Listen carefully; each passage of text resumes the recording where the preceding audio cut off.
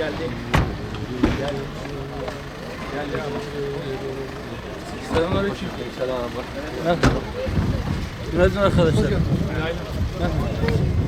Başkanım hoş geldiniz. Başkanım hoş geldiniz. Selamünaleyküm. Aleykümselam, hoş geldin. Merhaba.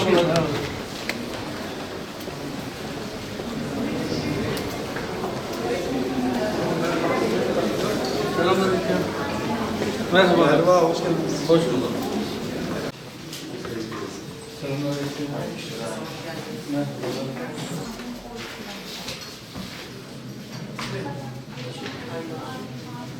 Hangi kabin boş? Burası da boş. Boş. Böyle zaten böyle yaklaş.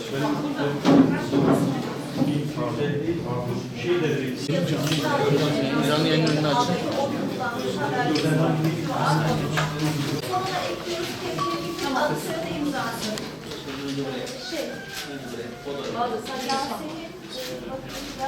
Tamam mı? Bismillahirrahmanirrahim. Hayırlı olsun.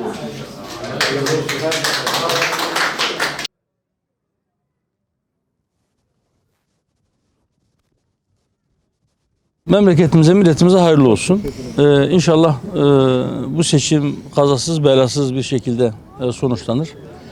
Vatandaşımızın iradesi, milletimizin iradesi sağlıklı bir şekilde sandığa yansır ve sandığa yansıdığı şekliyle olduğu gibi sandıktan çıkar diye temenni ediyorum.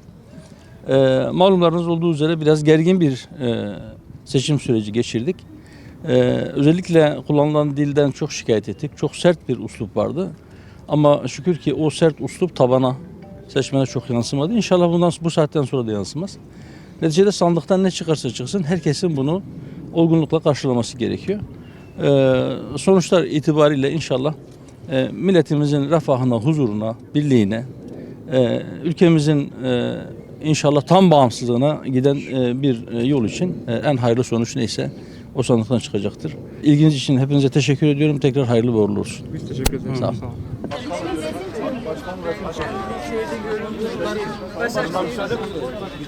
Onları doğru yolu göster. Başkanım. Güzel. Gençler.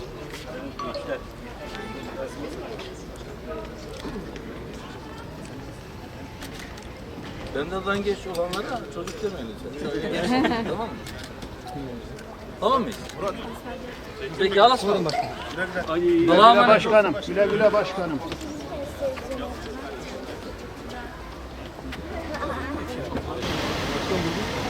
Uğurlar olsun başkanım, uğurlar olsun.